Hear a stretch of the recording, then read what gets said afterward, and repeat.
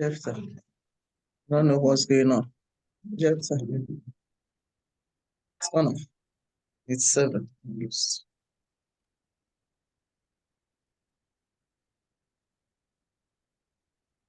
Is it minimize somewhere? Yeah.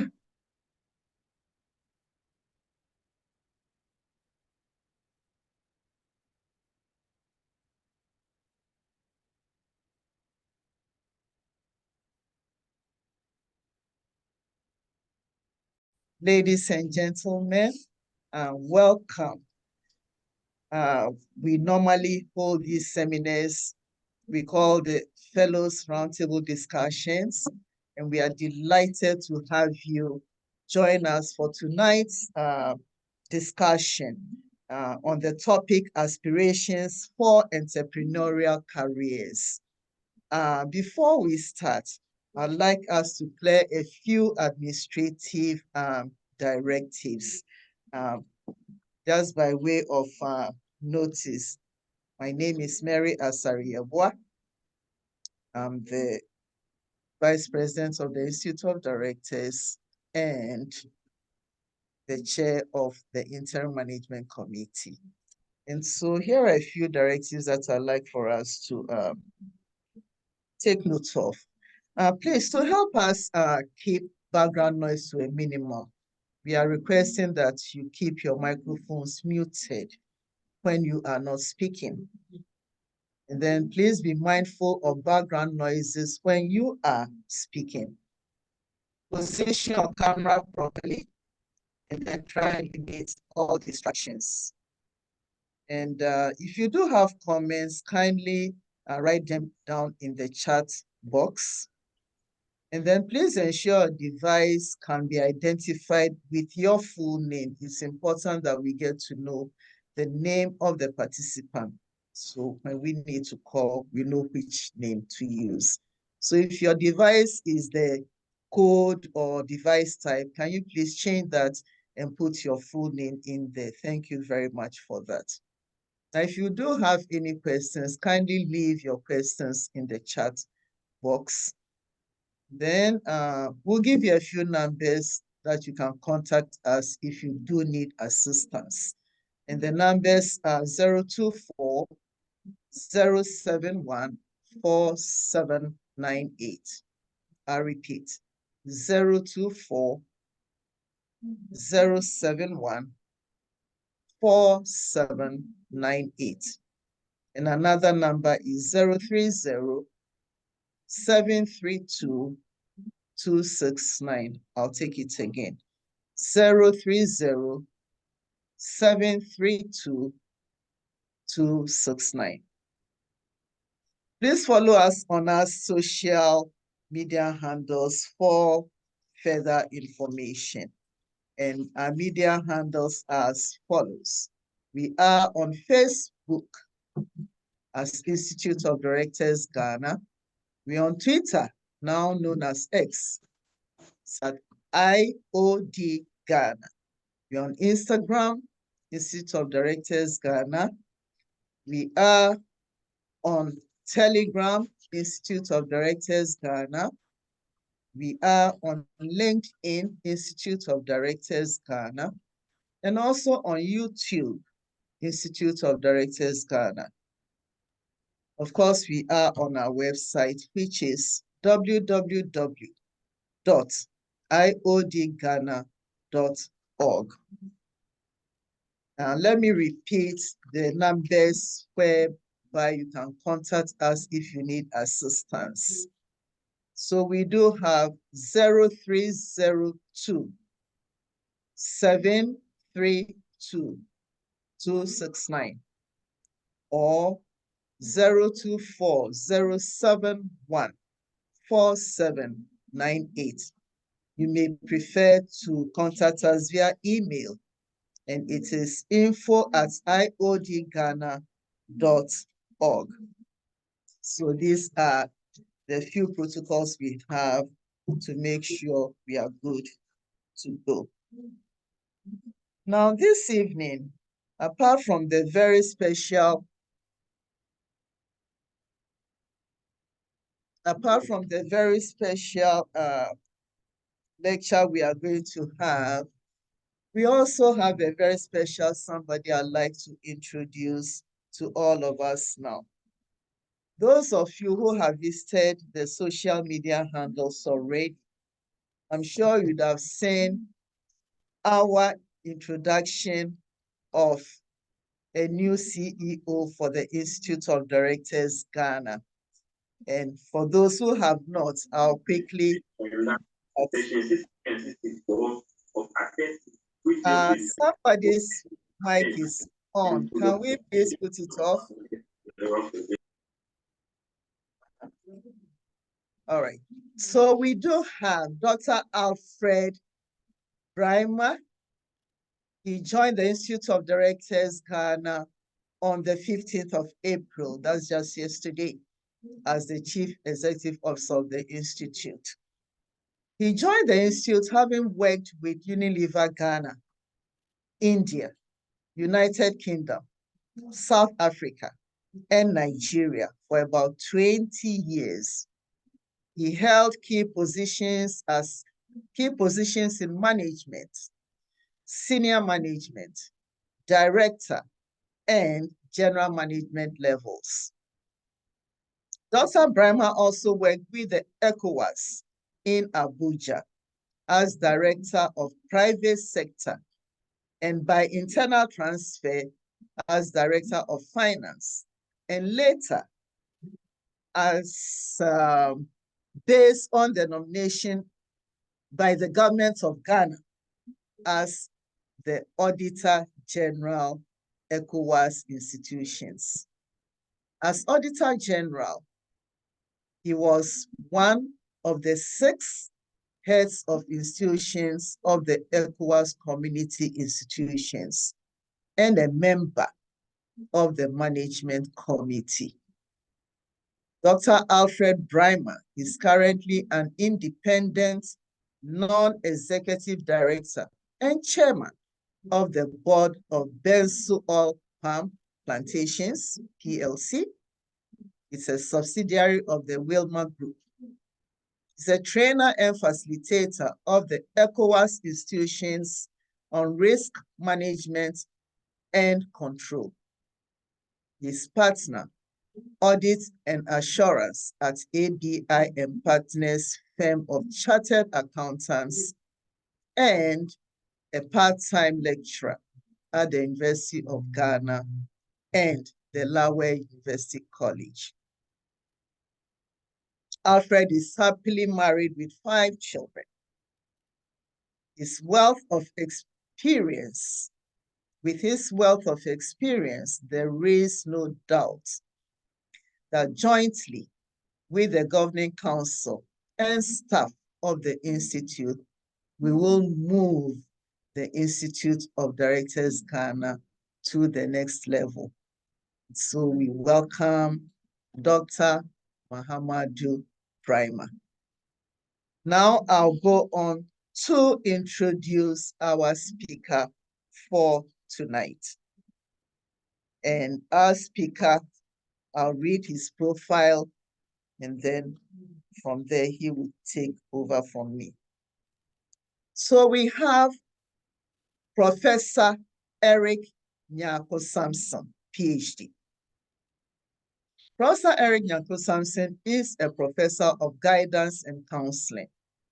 He holds a Doctor of Philosophy, PhD, in educational guidance and counseling from the University of Ilorin, Nigeria. Master of Philosophy, MPhil in guidance and counseling. Master of Arts, MA in human resource management, and Bachelor of Education in Psychology, all from the University of Cape Coast, Ghana. He holds a Teacher's Certificate A from Commander College, now Commander College of Education, Ghana. Professor Nyako-Sampson served in various positions at the University of Cape Coast, UCC, including Foundation Dean, Faculty of Education, Educational Foundation, College of Education Studies.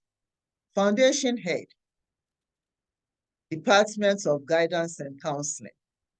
Hall Tutor, Senior Hall Tutor.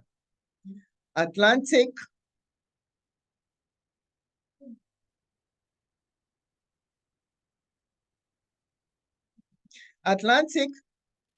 Hall. He represented the University of Cape Coast on governing councils of tertiary institutions affiliated to the university.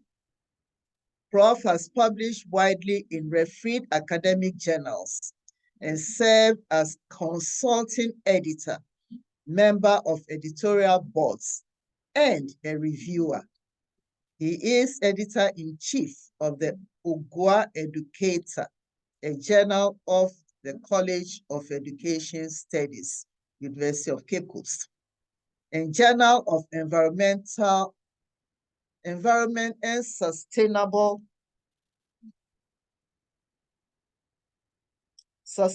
Development, Journal of the University of Environment and Sustainable Development. Eric served as Chief Examiner in Guidance and Counseling for Colleges of Education and is an external assessor for both local and foreign universities.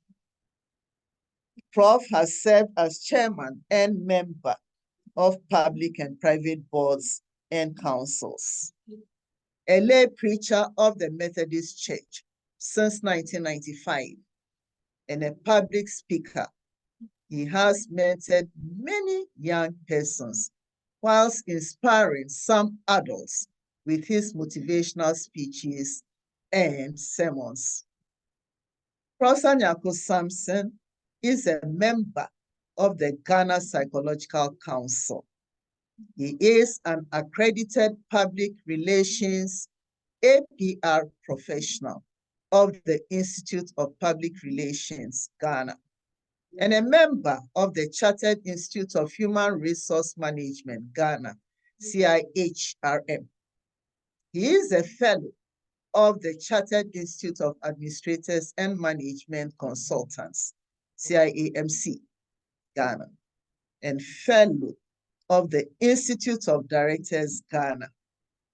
He was elected a fellow of Africa Teaching Regulatory Agencies, AFTRA, and is for this purpose, for his significant contributions to the development of the teaching profession nationally and internationally. On 1st of June 2020, he was appointed the Foundation Vice Chancellor of the University of Environment and Sustainable Development, UESD, in Somanya, Eastern Region of Ghana. Professor Eric Nyako Sampson is married to Margaret Enes, and they have two children, Eric Jr. and Peggy Sonia. Prof, we are delighted to have you, and we are ready to hear what you have to share on career. Thank you. Prof. Thank you. Thank you very much, Vice President of the Institute. It's my pleasure this evening to join my colleagues for me to share a few thoughts of some of the things that I do. Please just give me a few minutes. I work, as you said, I work as a professor of guidance and counseling with a specialization in career counseling. And so what thoughts I would like to share are thoughts based on a research I did some time ago, which tried to look at what are the other opportunities. And it really stemmed out of the issue related to the unemployment among the youth and what things can be done with respect to the unemployment. And so I try to look at aspirations for entrepreneurial careers. Aspirations for entrepreneurial careers. So that is what this study is about, or that is what this roundtable is about. May I also extend my appreciation to the council and the executive body that agreed and nominated me to share these pieces with us. I'm sharing these pieces because of the position in which we are as an organization. And so the full title is Aspirations for Entrepreneurial Careers Among Students in Senior High Schools in Ghana, Implications for Policy. Because from where we sit, who are we, what are we supposed to do if we are to look into governance, to promote good governance and all others, we'll be looking at how do we cater for everybody within the space. And so that is what it's about. Moving on, we all know how the labor market has changed, and therefore bringing in its wake increased uncertainty and instability in people's career. Some of the things or some of the tasks that were done in a particular way some time back, for instance, if you use the typewriter, those who use what we call the tita typewriter is no longer there because the computer has come to replace it, and the computer is even almost being replaced by something else. And so there has been a significant modification in the global labor market in the recent years. When we consider the COVID that came, it also brought about its restrictions that greatly influenced the global labor market. For instance, the social distancing, the lockdowns and all that. And so people began to work from home. And as a world, largely in Africa, we got to know that we can work from home and whatever we need to do will be done. And so what happened is that before an individual chooses a career, then he has to know that he is constructing a new identity of themselves with respect to how the individual interacts with other people and then how they interact with the environment where such interaction takes place. What it means, therefore, is that when you are choosing a career, you need to take a lot of things into consideration. Who is there, who you want to relate to, and the environment to which you relate to. And therefore, it becomes important for one to make what we refer to as exhaustive career search when you are making a career choice. This is such that the individual can adjust with their socioeconomic conditions. And when we consider secondary school students, we are looking at persons who are within the mid to the late adolescent stage. And therefore, one of the tasks, the developmental task of the young people is to attain economic independence. And this economic independence will arise when they are fully or gainfully employment. I'm sure each one of us will remember when we were young kids and when our mothers were serving food, we knew how they served the meat, and we were desirous to really one day work and buy meat. So you can tell yourself, I'll buy the whole chicken and then eat the whole chicken instead of me being given the wing or the thigh and my father being given the whole breast and all that. So the young people are looking at economic independence, which will arise from there, the young people becoming gainfully employed. And so worldwide, we have worldwide records of unemployment, having increased and all that. But young people aged between 15 and 24 are disadvantaged in finding and maintaining quality jobs. That is where if you look at the SDG 8, which talks about decent work, it's all tilted, especially towards the young people who will be growing in the work. The World Employment and Social Outlook Trends released by WESO says that in 2023, the global unemployment rate stood at 5.1%. But in 2024, it is estimated that an extra 2 million people will be looking for jobs. And therefore, in 2024, the global unemployment rate will move from 5.1% to 5.2%. The United Nations World Youth Report of 2020 also discusses this further on about how youth social entrepreneurship can support youth employment and development. And the Future of Jobs report, the Future of Jobs report is released by the World Economic Forum. The 2023 edition provides insight into the changing nature of work and the impact of emerging technologies on the job. It highlights trends, opportunities, and challenges that individuals and organizations are likely to face, and covers topics from adopting automation and artificial intelligence to the potential impact of employment and work on these dynamics. It also emphasizes the need for reskilling and upskilling. And colleagues, I kindly ask you to take note of these two words, reskilling and upskilling, so that the individual may be able to adapt to the evolving job market. Don't forget, we've been talking about the changing job market. And this includes the discussion of soft skills, critical thinking, creativity, and emotional intelligence as complementary skills to technical expertise. And so it's not about what you have been taught on how to fix one thing or the other, but what are the other side that you can fix, you can get to get the work done and done well. You know, there are two priority areas that are covered by this report. The first is the skills outlook, and the second is the workforce strategies.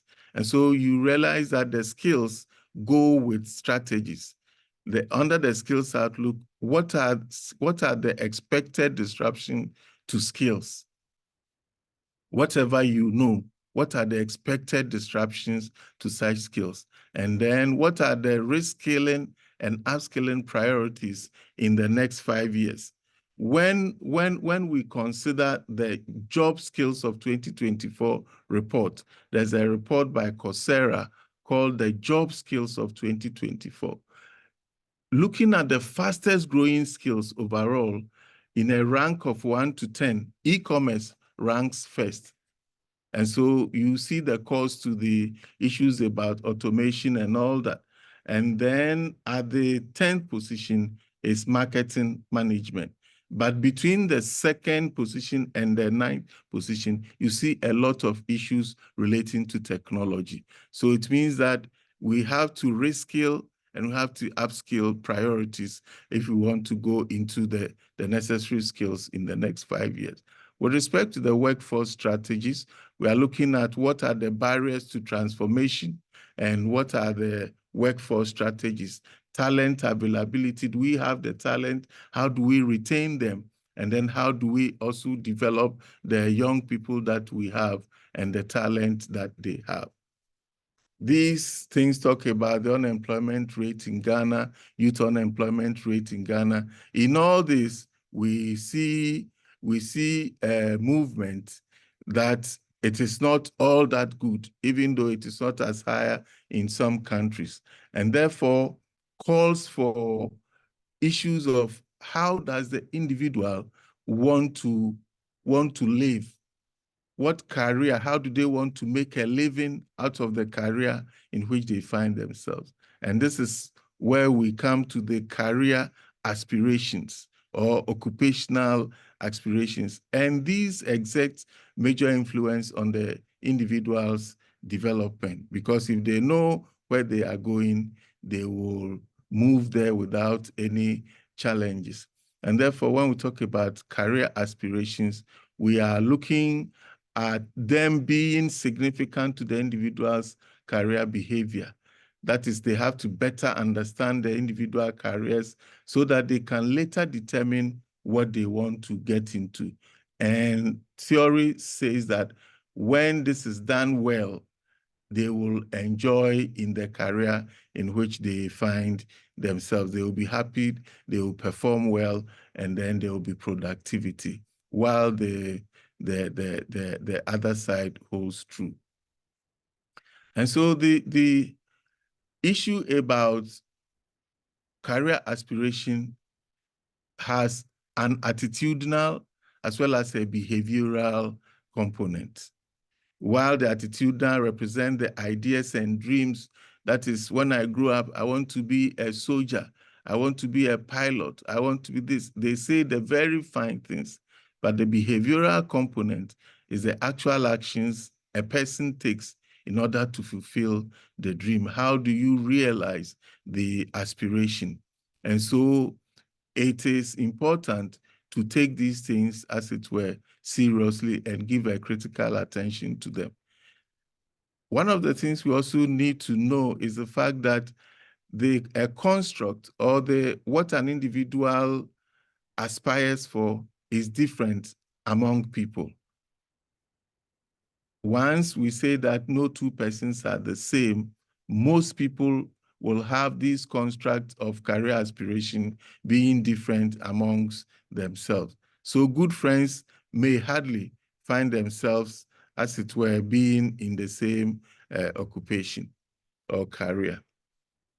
And so it becomes important to assist these young people to have a positive career belief, because that is what will facilitate their movement through the career decision-making process. Who do I want to be? What career would I prefer? But when they have positive career beliefs, that is what will help them to be able to pursue what they want to do. So in this picture, you can see some occupations listed here.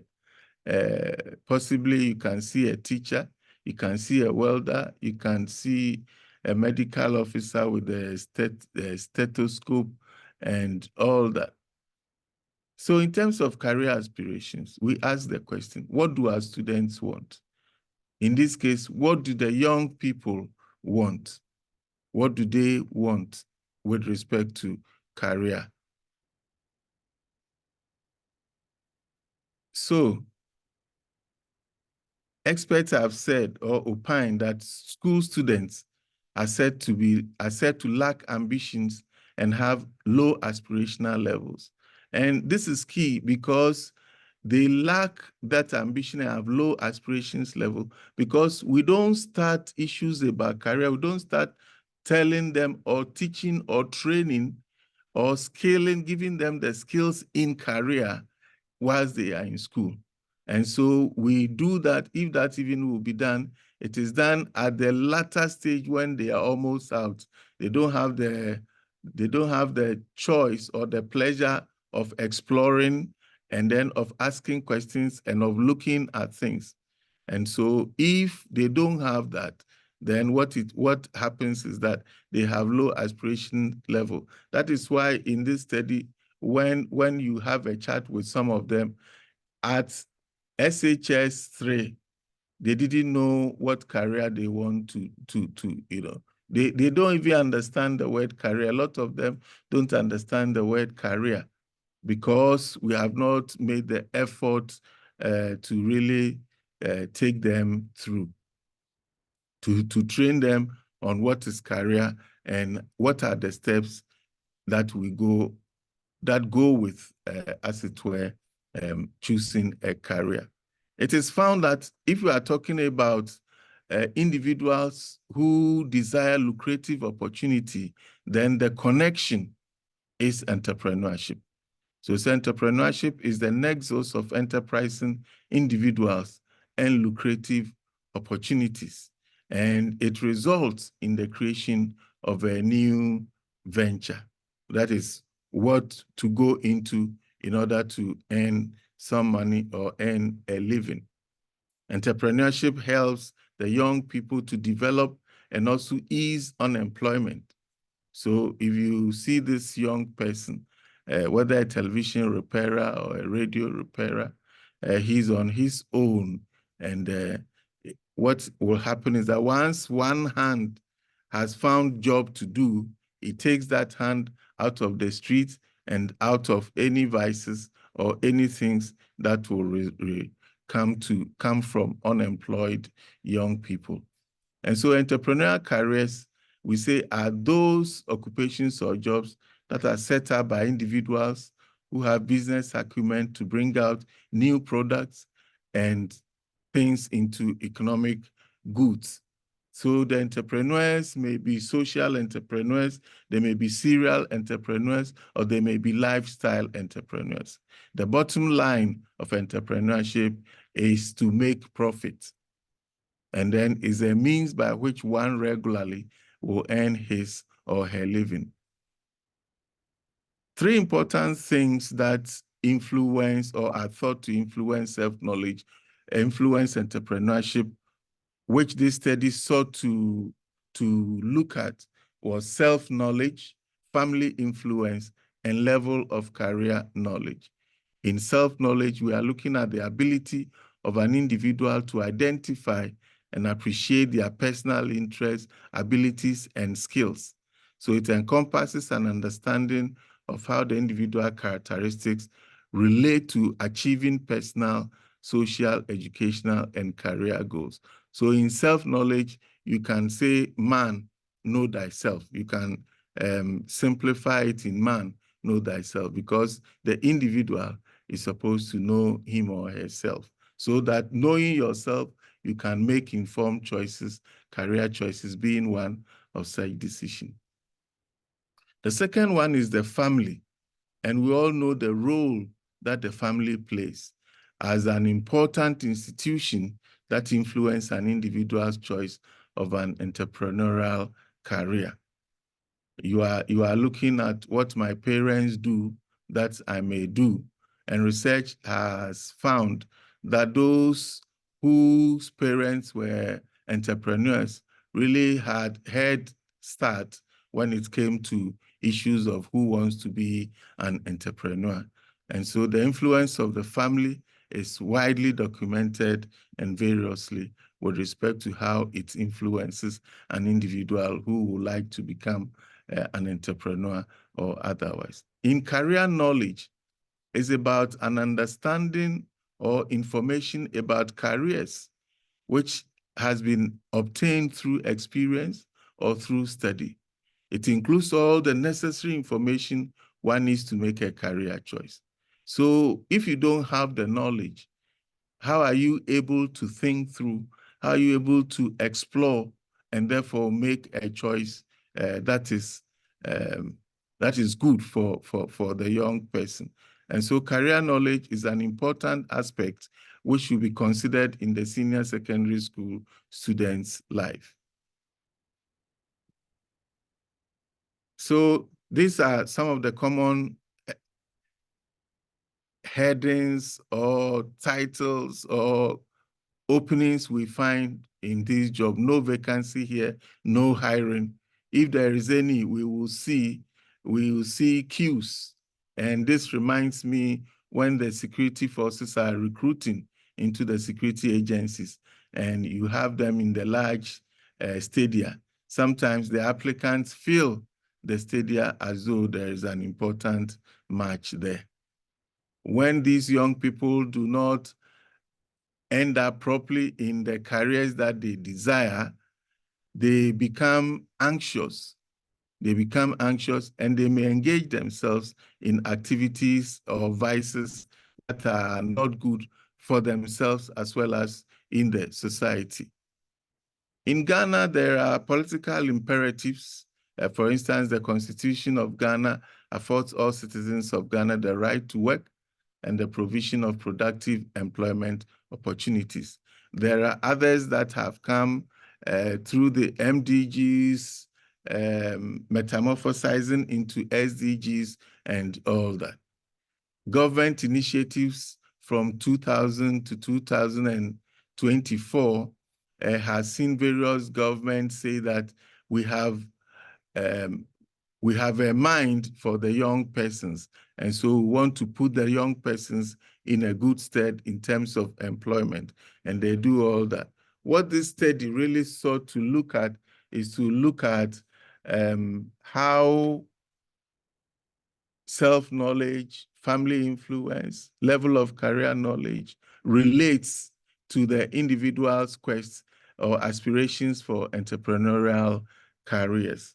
And in this study, 9 schools were selected from 3 districts in every region. So the country was broken down into three belts, northern, middle, and southern. And for each region, 9 selected municipal, district, or metropolitan assemblies were taken, and then 2 public SHS and 1 private SHS were chosen. And so we had a total of about 2,000 students who took part in the study. And if we look at students' aspirations generally for entrepreneurial careers, we see that more males have higher aspirations than females. What may explain this is the propensity for risk-taking, which we find more in entrepreneurial careers, propensity for innovativeness, and then psychological attributes. So it showed that males had higher aspirations for entrepreneurial careers than female. In class level, aspirations were similar. We find more business students having high aspiration, that is 70.3, than others in the course of their study. And we had more students in mixed schools who had higher aspirations. And as people who influence policy, these two I want us to take note, critical note of: business students, which is about course of study, and then mixed school, which is school type. And then again, we find that students with self-employed parents had high aspirations for entrepreneurial careers. These are things I extracted from the questionnaire and placed in a rank order. That is the items. So we see, if we consider the self-knowledge, for instance, I know my strengths and weaknesses ranked first out of 20 items we tried to work. In self-knowledge, we said that it's about the individual knowing their strengths and their abilities, their capabilities, their weaknesses, and all that. And then ranked second, which was item 13 on that questionnaire, says, I understand how to apply my own abilities and potentials, which really mean that the young people knew themselves. It gave some indication to say that they knew themselves. When it came to family influence, you see, the young person is thinking about being employed. So he ranked the 19th item was ranked first, which reads, my parents will be happy that I am gainfully employed. So you have these young persons who are thinking about being gainfully employed.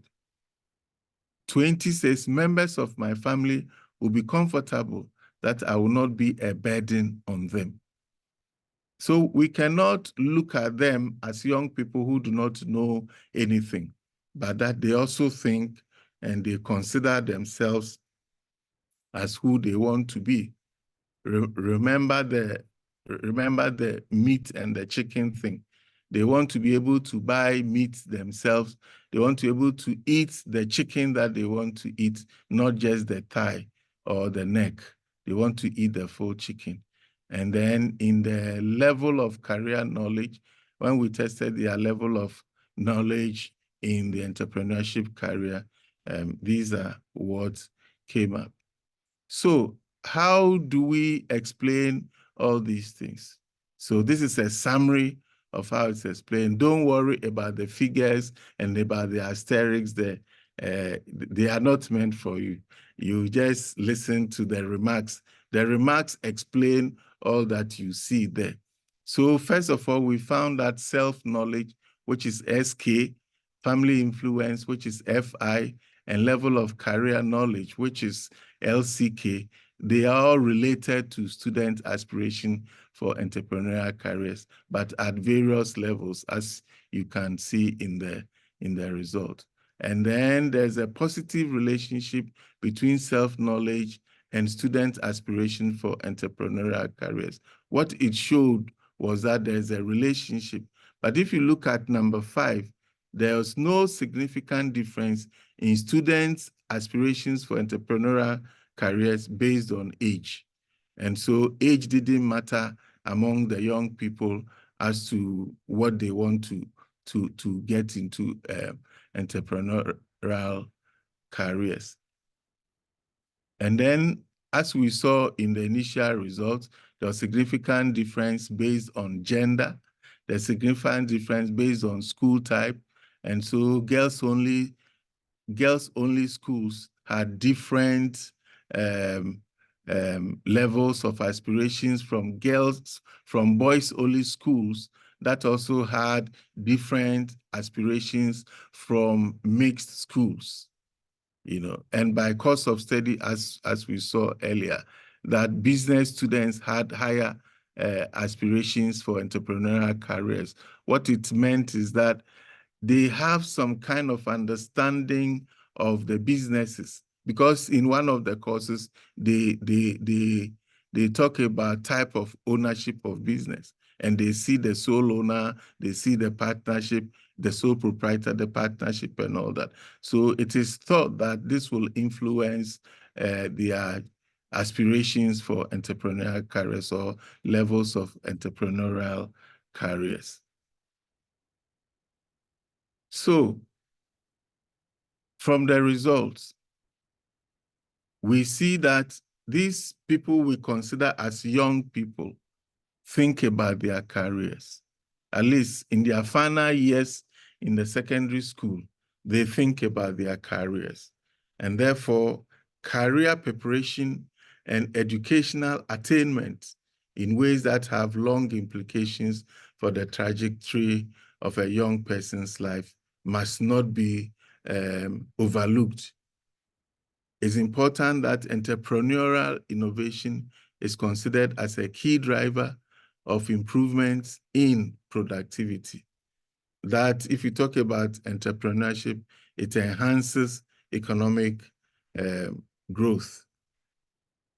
So we ask the question, what is in the skills for an entrepreneur, for businesses, for governments, and for where I find myself now in the higher educational institutions? So governments at various levels will have to put on the whatever policies are there to drive and promote entrepreneurship. How can government do that?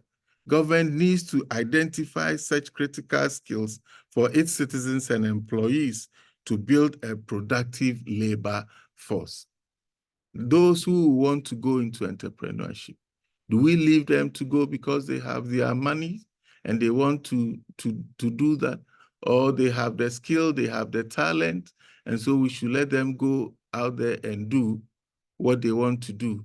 I think once we have the policies, such policies should be implemented with an understanding of the motivational factor that drive the individual to start a company.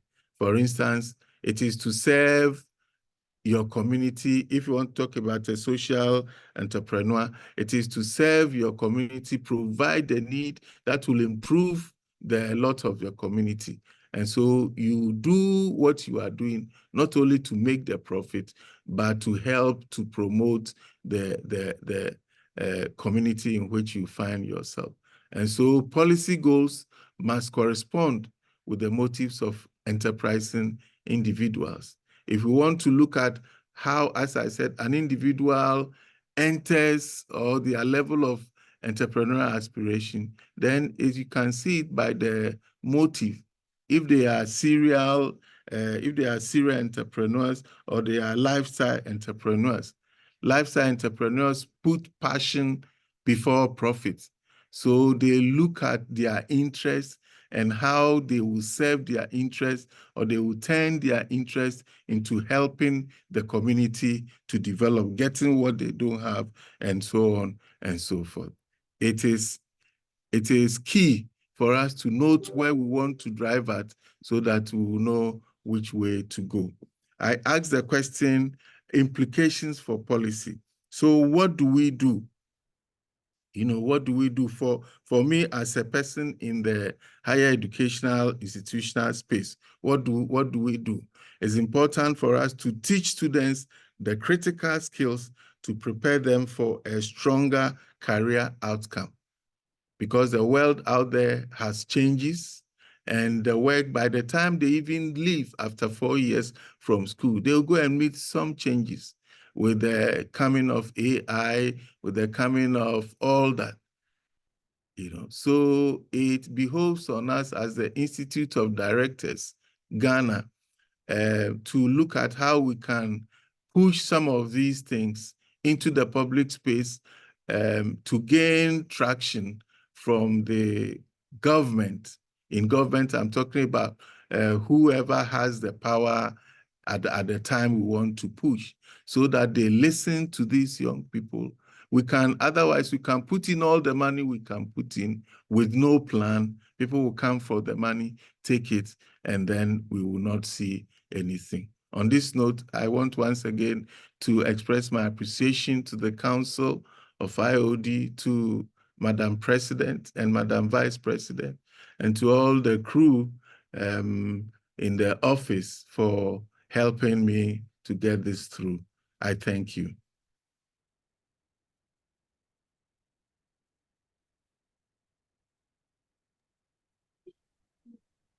Wow, we've been truly fed. Thank you very much, Professor Eric Nyaku-Samson. Thank you very much. Tonight, we've actually had a new treat. IoD is a diversity of professionals. And tonight, we've been able to get something that is, if you like, different from what you've been so used to. You showcase the diversity of our membership. So thank you. It's time now for questions and answers. We've done a lot of listening. So now we have the chance to ask our questions, make our contributions, and the floor is open. Thank you.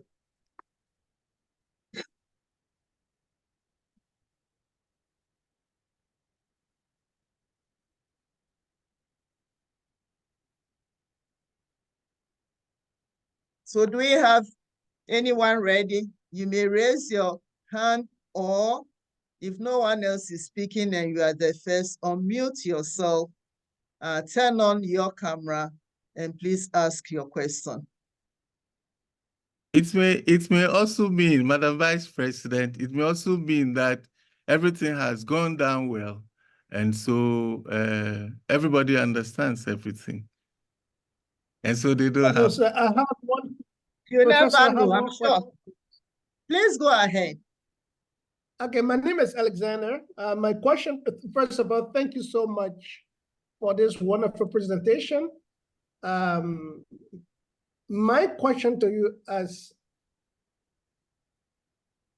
someone in the academia, what needs to be done to ensure that this is implemented from the grassroots? What I mean from the basic school, because we have our kids, what you are saying is quite different from what we are teaching the kids. And then we say, oh, there's a career day, and the kids are looking for clothing to wear just to showcase. But what you are saying is quite profound, it's quite fundamental. What do we need to do to ensure that this is embedded in the education that we are giving our children so that they're prepared for the career path? That's my question to you. Thank you. Thank you very much, Alexander. And this is key. This is key So what it means is that the issue of career guidance or career development must move from wearing the clothes by these young people. And I like it. I like it as a start, because at least you will know how a nurse dresses, you know how a teacher dresses, you know how the various professionals dress. But we need to move the next step by talking to these young people about that. It doesn't have to be at the final year when they are about to go. When they are about to leave the university, it should be possible for them, or to leave the secondary school, it should be possible for them to be able to put their fingers on where they want to be and what they want to do. And so I will suggest, which I've been doing, is that let us get the issue of career, talking about career, out of the schools as well. Let us talk about career in the community. Let us talk about career amongst parents, and it calls for training. And then also getting parents not to tell their kids what they want them to do, but leave them to make a choice of what they want to do. Because as I said earlier, theory has it that there is career changes 4 times before the individual reaches their first level, their final level. And even in the course of a choice, there are career changes. There are early career change, mid-career change, and late career change. So there are changes, but the point is, let us assist these young people to get to where they can start, and start well. There is a country in Africa which has a ministry in charge of career guidance and has a minister in charge of career guidance. So there's a framework for career development in the country. And when we do that, it will help our young people very well. Thank you. There is something in the chat box, Prof. It reads, and this is from Leo. All right. Prof, are there specific things that make people successful in entrepreneurship stroke careers? Okay, so I've seen 2 hands. Madam Vice, if we can take them, and I will address. All right. So let me call Franklin. It says Franklin's iPad. Yes, thank you. Thank you, Madam Chair, and thank you Can so we much, see Prof. your face? Is it okay to see you? Yes, please. Thank you. Please, can you see? I hope it's Yes, fine. please go ahead. Yeah. Yes. So I want to comment on the self-knowledge, and I want to know whether in studies we've been able to consider where the traits of people. I understand that there are some group of people, depending on where you come from, probably you are more prone to doing your own business, and or being going to help with somebody else's business, like being employed. Are we able to use that in guiding those who are aspiring to identify which career path to take, in guiding them towards the right places? And I'm asking this because I wonder why so many people, from your studies, you said so many people prefer to be employed than to go into entrepreneurship. It could be that people really have it in there that they can do their own business, but probably they do not know. How are we able to also, or it is not scientific? Have there been studies to tell that some caliber of people are more prone to doing their own business? If we have that knowledge, probably we could use that also to guide the career choices that people make. Okay. All right. So, all right. So let me respond to the two.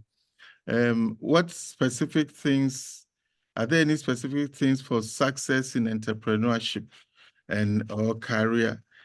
Yes, there are entrepreneurship studies or entrepreneurial studies has a couple of things, and I mentioned a few of them in the course of my discussion. For instance, I talked about propensity for innovation.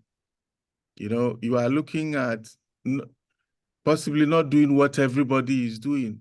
How different is yours from what others are doing, such that those already in the market who already have the market will have a doubt that you are coming as a challenge. And so if you have the propensity for innovation, it pushes you into innovativeness to say that, oh, this is something different.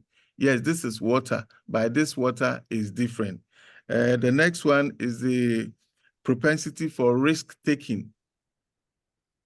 And your guess is good as mine as how many people have gone into entrepreneurship and how many of them are there now. And if you take the pains to listen to those who are there now talk to you, you understand that they are not wicked, as we usually say, that, oh, they are wicked, they are always holding on to their money, they have the money, but they don't want to give it up. You understand why. So it is risk-taking. There are psychological attributes. And so the individual needs to have a strong mental ability. Will need to have a stronger IQ in order to know where to go at what time and what to do at what time. And of course, your personal characteristics. As I mentioned, the issue of soft skills, critical thinking skills, problem-solving skills. One needs to have these in order to be able to get into entrepreneurship and be successful. All put together, there's something we call the strategic management practices. So you see that sometimes the entrepreneur does not do what is in the book. They do what is on the ground. And they will tell you that you read what is in the book, but when you come to the ground, it's different. And so therefore, the strategic management practice is quite different for entrepreneurship, people who are going to entrepreneur. With respect to self-knowledge that says that people do this here, people do that here. Yes, it's true. But you see, as I mentioned earlier, we have people whose family are entrepreneurs. And so when such people go into entrepreneurs, it is not out of the blue. That's why I said they have head start, because from the early stage, they take them to the shop, they stay there. When they are growing, they are consciously introduced into these things. So the family influence is key. That is what the study covered. But just to tell you, you mentioned scientific and steady. There are theories in career which says that there are 7 ways that I don't want to go into teaching, but there's one of the topmost or foremost career counseling theories called Holland. He says there are 7 areas of career that an individual can take them.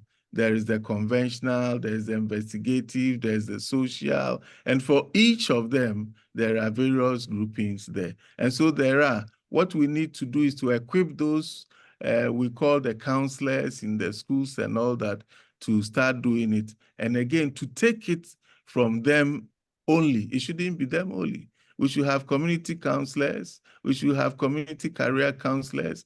We should have a whole lot of people talking about career so that we'll see our way forward. Thank you. Yeah. Prof, I'm going to have to more or less come in here because we have nearly run out of time completely. But right. Julia's hand has been up for a long time. So if you can keep it really short, and my request to Prof is to also keep the response really short. Julia, please come in with your question. Thank you, madam. Thank you, Prof. My question is just about the relationship between the entrepreneurship programs we have already existing in Ghana and the students' perspective, because I know there are entrepreneurship programs. So how do you link that to the students' environment and the existing careers? Because people are already in careers, but there's also entrepreneurship program. So is there any linkage, or they are all detached? So we are just in a pool of different things, and then now we want to do career counseling.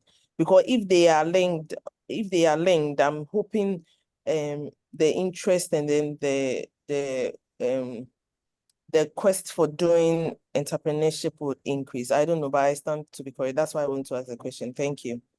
Right. So career counseling has been in existence as long as guidance and counseling has been in existence for close to 66 years. What I can say is that perhaps these programs are detached. There is no connection, there is no link. You know, most universities have the students take a course in entrepreneurship. But what happens next? There are a few of them who have helped them to develop business plans, and they have received funding. When you look out there, there are other entrepreneurial programs from organizations and individuals who have said people can apply to them with their business proposals and all that. I have not done the check, but I have followed some of these where the businesses have not moved beyond the first 6 months after the money was given out. Thank you. Yeah, thank you. I'm truly sorry. Leo, I see your hand, but it's difficult to continue now. We've run out of time. And somebody is insisting about his questions. So, Prof, I'll just read them, but it's not so much for you to answer, but to know that these questions are there. So we have this one coming from, I think, Adebayo, who, let me go to the beginning of his question. That's not coming through. Adebayo, I'm sorry, I think I'm losing your question.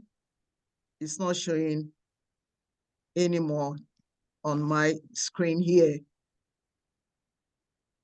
There is a question from Adebayo. There are lots of congratulatory messages, Prof, for you. And we've truly run out of time. It's 8, and we're supposed to finish this by 8. Leo, I see your hand is still up, really insisting. If it's very short, go for it. And Doc, Prof, very short answer. Thank you. Quick. Okay, so Prof, this is Leo. We go way back to UCC, but I want to ask a quick question. As part of your study, did you consider the environment in which people operate? People are coming to operate once they decide to go into entrepreneurship. Could that be a factor in people remaining in entrepreneurship or going back to employment? Yeah, thank you. Great question. Great question. So at that young age, the study was to find out their aspirations. You know, so if you found out the aspirations, as for the environment, you can talk about the social environment, the human environment, the physical environment. So in the family influence, the family influence is also one of the environment where the individual is consciously taking through the process and even giving a startup capital. And so that is that. But if you want to talk about the wider environment of the financial, of the political environment, of the technological environment, we didn't seek to look at that. Thank you very much, Prof. I'm going to read Adebayo's question, and that will be it. Prof, is there not a disconnect between the academic curriculum and entrepreneurship? Can a teacher, in brackets, a laborer, according to factors of production, be knowledgeable or equipped to teach entrepreneurship. You can't give what you don't have. There must be a new curriculum that makes real-life entrepreneurs to teach aspiring entrepreneurs. And Prof, I'm going to take that as a comment or food for thought for all of us to go back and chew on, because we have indeed run out of time. And I really wish to thank each and every one of you for such great interest in this, in tonight's Fellows Roundtable discussion. I'd like to say a very big special thank you to you, Prof, for the time, the energy, the resource, the knowledge that you have shared with us. We have been enriched. Indeed, IoD is a diversity of professionals, and we've seen that displayed tonight. Thank you very much, Prof. Now, I'd like to just say now that this will be the final time I'm going to facilitate the Fellows Roundtable discussions, because we do have a new CEO, and the next facilitation will be handled by Dr. Bryman, who is our new CEO. So on this note, I say thank you again to each and every one of you. Thank you for the participation, the interest, the knowledge. Please keep at it, because career development is something for life, and I'm sure what you gain will go a long way to help all of us. Thank you once again. Good night, everyone. Thank you very much. Thank you very much. We are so grateful. Good night. Been a great pleasure. Thank you, Prof. Thank you, Prof. Thank you, Prof. Thank you very much. Bye-bye. Thank you very much. Thank you very much. Thank you. Thank you. Good night. Thank you very much. Thank you, Thank Prof. you, Doc. Bye. Bye.